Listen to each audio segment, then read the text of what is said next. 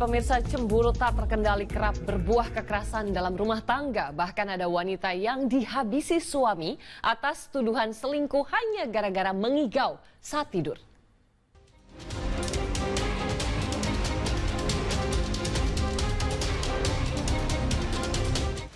Seorang wanita berusia 24 tahun tewas dibunuh suaminya di Desa Temboan, Minahasa Selatan, Sulawesi Utara.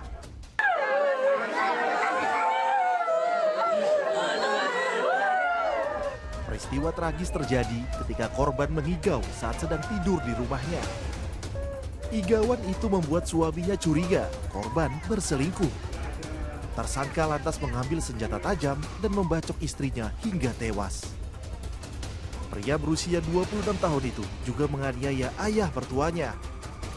Tersangka yang sudah diamankan di Polres Minahasa Selatan kini terancam hukuman penjara seumur hidup. Pada saat malam hari antara korban dengan tersangka pulang tidur ke rumah, pagi harinya memang ada suara yang membangunkan tersangka, sehingga tersangka tersebut berpikiran yang bagaimana mengambil senjata tajam di dapur dan melakukan penganiayaan terhadap istrinya. Insiden serupa juga terjadi di Karimun, Kepulauan Riau. Seorang wanita ditemukan tewas bersimbah darah di rumahnya. Nyawa korban melayang di tangan pria yang belum lama dinikahinya. Tak berselang lama, lelaki itu ditangkap aparat kepolisian. Petugas terpaksa melumpuhkan tersangka dengan timah panas karena melawan saat ditangkap. Tersangka berdalih cemburu, istrinya diduga punya selingkuhan. Emosinya memuncak saat korban menolak diajak berhubungan badan.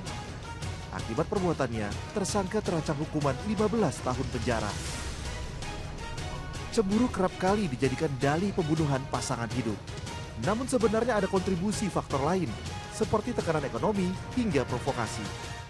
Bukan hanya si pelaku yang tidak bisa mengontrol emosinya, tetapi juga ada kemungkinan dia mengalami provokasi. Ya, dengan kata lain, pihak korban juga memprovokasi sehingga pelaku menjadi marah luar biasa. Misalnya antara lain dengan melawan, dengan mengucapkan kata-kata yang membuat kuping panas gitu ya.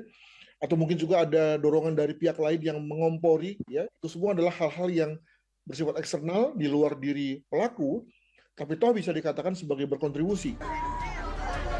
Konflik dalam hubungan rumah tangga seyogyanya tidak berujung maut bila suami maupun istri bijaksana mengendalikan diri.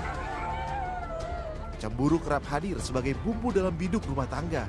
Namun bila tak ada titik temu, tak ada salahnya melibatkan anggota keluarga lain hingga tokoh masyarakat. Karena bila terlanjur gelap mata, menyesal tiada guna. Tim Liputan melaporkan.